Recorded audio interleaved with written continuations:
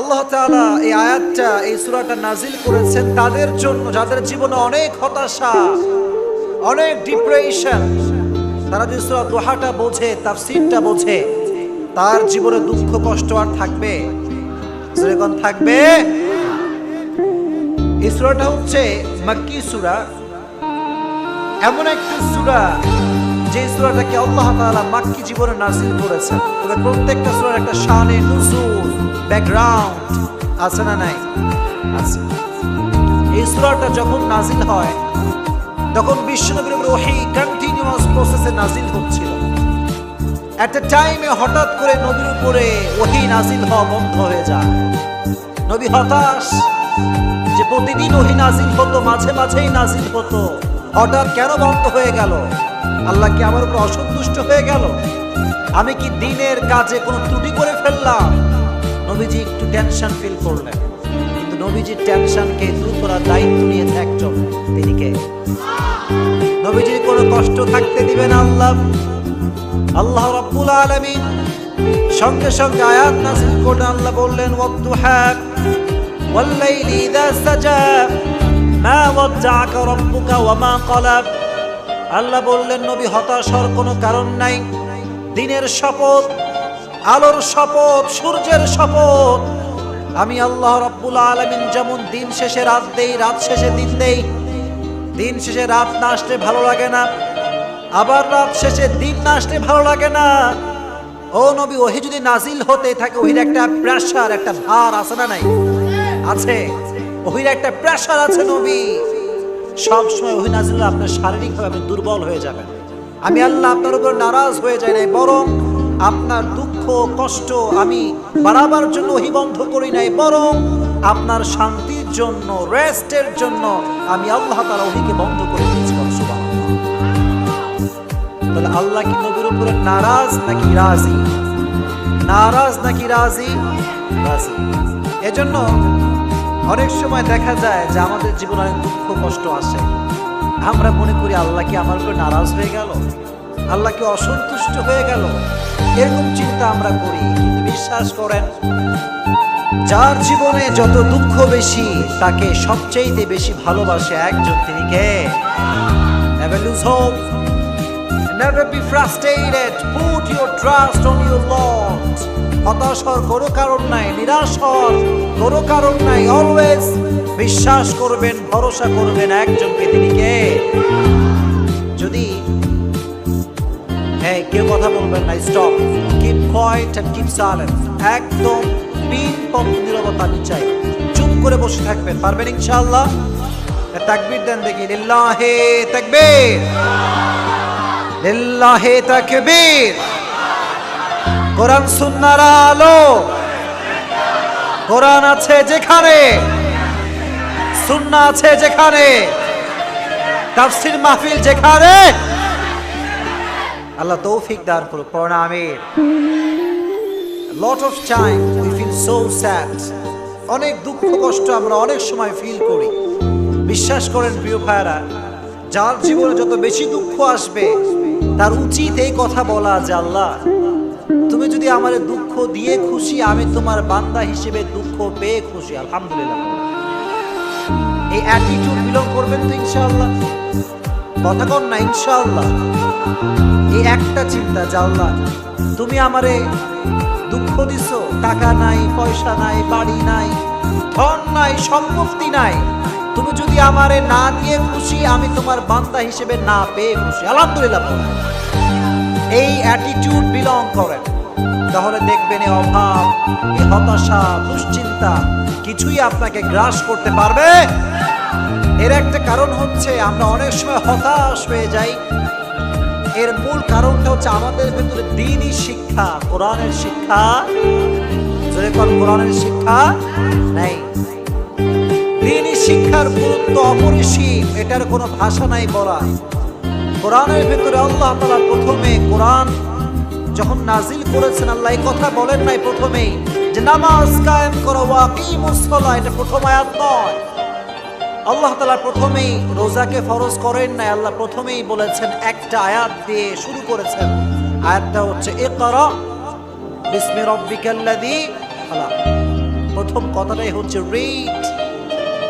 Read, পড়ো তোমার প্রভুর নামে, হু হ্যাজ ক্রিয়েটেড, যিনি তোমাকে সৃষ্টি করেছেন।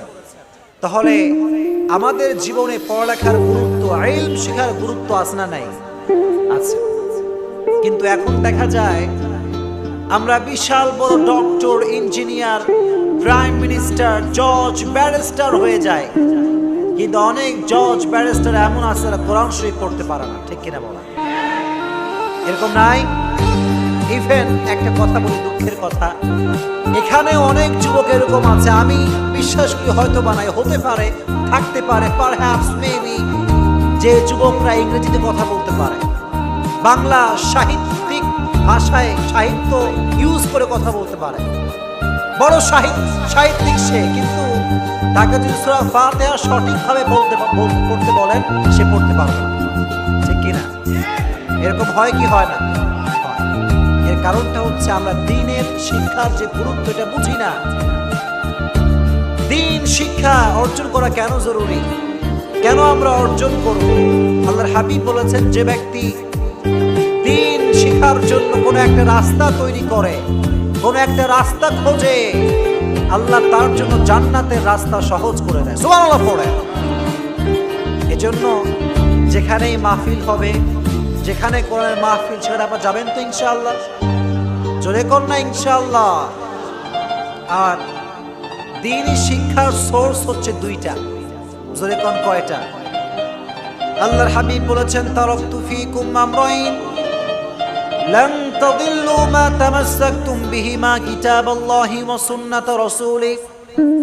আল্লাহর হাবিব বলেছেন, আমি চলে গেলাম কিন্তু তোমাদের মাঝে দুটো জিনিস রেখে গেলাম। কয়টা জিনিস?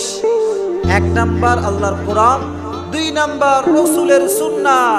যে ব্যক্তি এই দুইটা জিনিসকে আঁকড়ে ধরে রাখতে পারবে, সে কখনো পথভ্রষ্ট হবে না। এটা হচ্ছে দুইটা সোর্স। আর কেন শিক্ষা করব এইটা?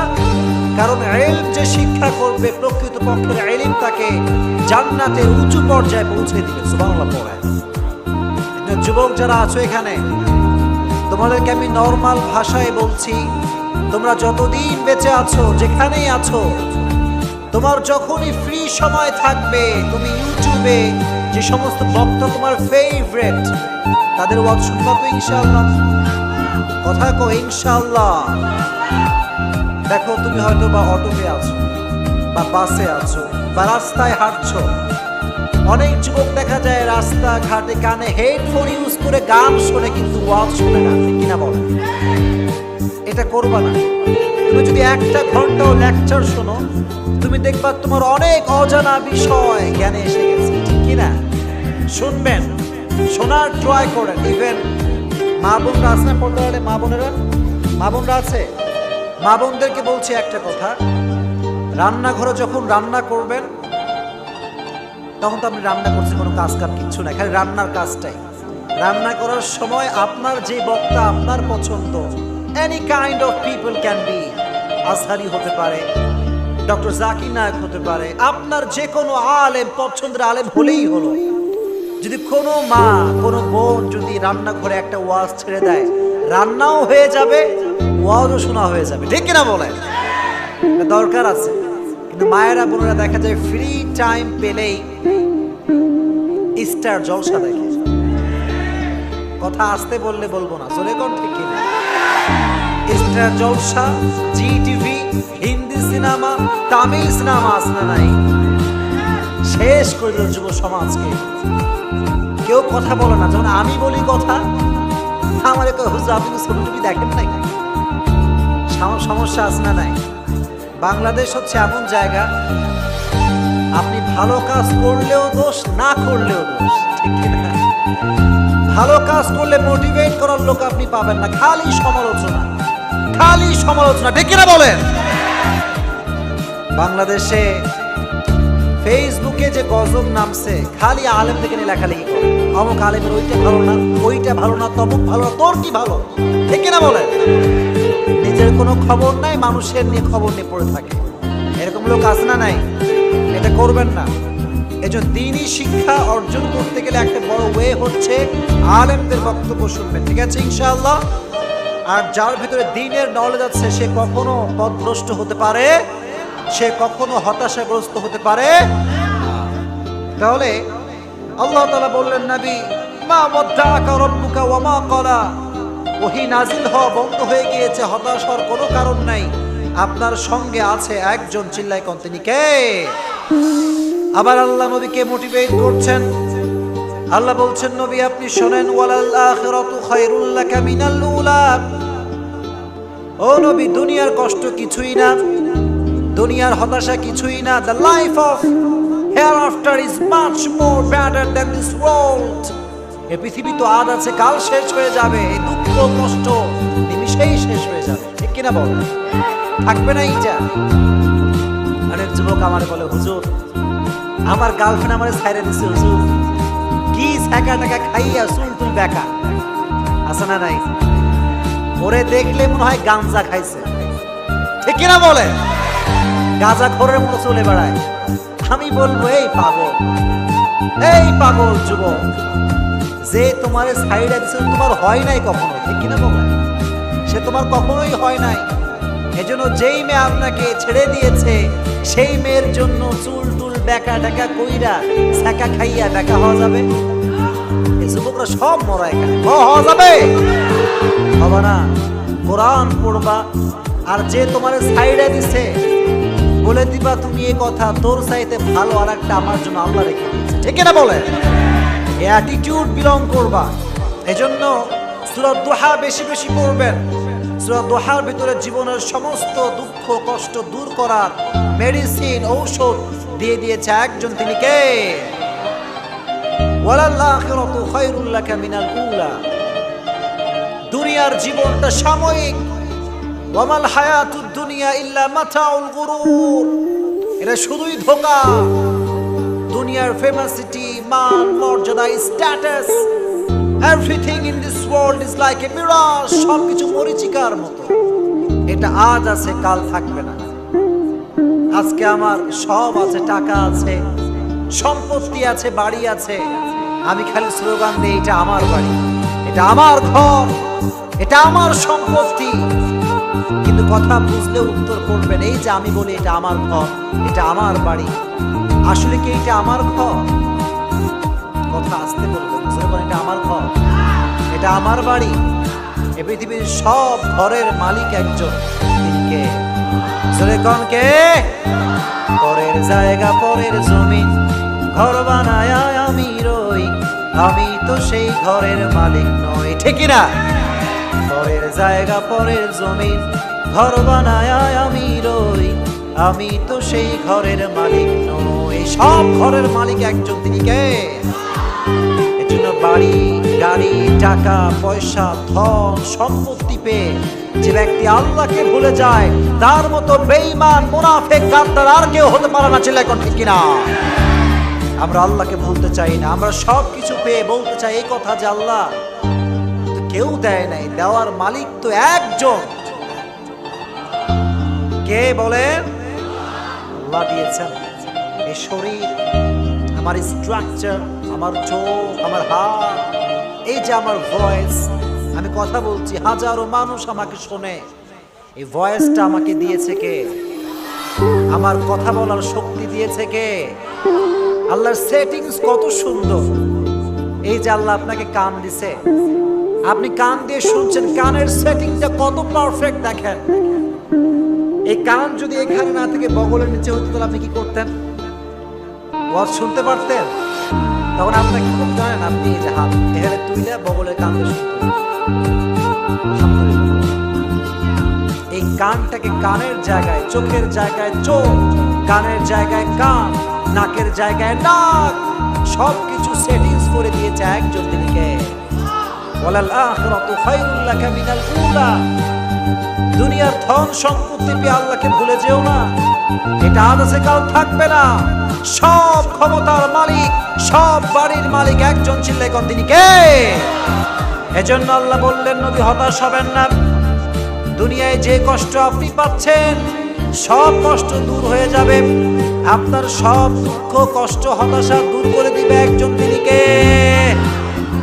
আর যারা বিয়ে করেছেন তাদের জীবন অনেক দুঃখ কষ্ট আছে, ফাইন্যান্সিয়াল ম্যাটার, ইভেন পারিবারিক অনেক সমস্যা, অনেক বিরহ, অনেক সমস্যা পরিবারে আছে না নাই?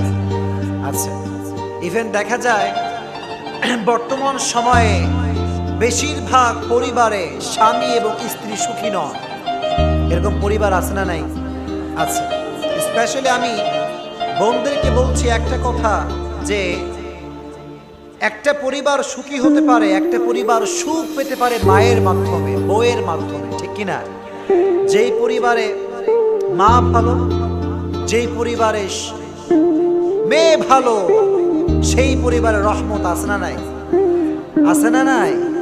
অনেক রহমত। আপনি খবর নেন গোটা বাংলাদেশ, যেই পরিবারটা সুখী, যেই পরিবারে কোনো কষ্ট দুঃখ বেশি একটা নাই, খবর নিয়ে দেখবেন ওই পরিবারের মা হচ্ছে আদর্শ মা, ঠিক কিনা বলেন? কিন্তু আফসোসের বিষয় হচ্ছে এইটা, এখন বেশিরভাগ সময় দেখা যায় যে কিছু কিছু বোনেরা, কিছু কিছু মায়েরা, তাদের ব্যবহার স্বামীর সঙ্গে এত বেশি খারাপ যে বাংলাদেশে এখন ডিভোর্সের সংখ্যা সবচাইতে বেশি, ঠিক কিনা? হাজার হাজার ডিভোর্স। ঢাকায় আপনি যান, ঢাকার কোর্টে প্রতিদিন 30,000 40,000 পর্যন্ত ডিভোর্সের সংখ্যা। নাউজুবিল্লাহ। এর কারণটা কি জানেন? এর কারণটা হচ্ছে পরিবারের ভিতরে দ্বীনের শিক্ষা না, ইসলামের শিক্ষা নাই। যেই পরিবারে ইসলামের শিক্ষা নাই, আল্লাহর কসম, ওই পরিবার কখনো সুখী পরিবার হতে পারবে না। ছেলে কটে কিনা? কখনো হতে পারবে না। যুবক, তুমি যখন আব্বা আম্মার সামনে যাবা, তোমার ব্যবহার কি গরম হবে নাকি নরম হবে? কথা কও, গরম হবে না নরম হবে? বিশ্বাস করো, আমি তোমাদেরকে বলছি, এই পর্যন্ত আমি 4টা আয়াত নিয়ে তাফসীর করছি। ওয়ালাল আখিরাতু খায়রুল লাকা মিনাল উলা। তুমি যে মনে করছো তোমার এই ফোন, তোমার ফ্যান ফলোয়ার্স, এসব তোমার চিরস্থায়ী না, কিচ্ছু তোমার থাকবে না। হঠাৎ করে তোমাকে ফিরতে হবে একজনের কাছে। তিনি কে? সব ভুলে যাও, ছেড়ে দাও সবকিছু। হারাম রিলেশনশিপ ছেড়ে দাও, পর্নোগ্রাফি, বাজে ভিডিও ছেড়ে দাও, আব্বা আম্মার সাথে খারাপ ব্যবহার ছেড়ে দাও। তুমি যদি আজকে ছাড়তে পারো, আখিরাতের জীবনে তোমাকে জান্নাত দিবে একজন। চিল্লায় কোন? তিনি কে?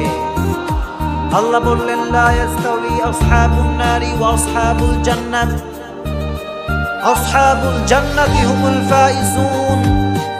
আল্লাহ বললেন, গোলাম, জাহান্নামী আর জান্নাতি কখনো সমান হতে পারে না। যারা জান্নাতি তাদেরকে সফল বলে ঘোষণা দিয়েছে একজন, তিনি কে? The people of paradise gain the ultimate success in their life. যারা জান্নাতি তারাই হচ্ছে প্রকৃতপক্ষের সফল। আর যাদের টাকা আছে, পয়সা আছে, ধন সম্পত্তি সব আছে, কিন্তু আল্লাহকে চেনে না, রব কি বোঝে না, সে কি আসলে সফল না অসফল? সফল না অসফল? এই জন্য প্রিয় ভাইরা, আমাদের জীবনের সবচাইতে বড় টার্গেট হচ্ছে এই যে আমরা কোনো নেতাকে খুশি করতে চাই না, আমরা পৃথিবীর কাউকে খুশি করতে চাই না। এই ছোট্ট জীবনে আমরা একজনের সন্তুষ্ট মন থেকে চাই। তিনি কে? আল্লাহর সন্তুষ্টি চাই। তবে একটা কথা বলে দেই, যারা আল্লাহর সন্তুষ্টি পেতে চায় তারা বিধর্মী, খ্রিস্টান, ইহুদি এদের কোনো কালচার ফলো করতে পারবে না। কথা আসতে বললেন কেন? জোরে কোন? ঠিক কিনা?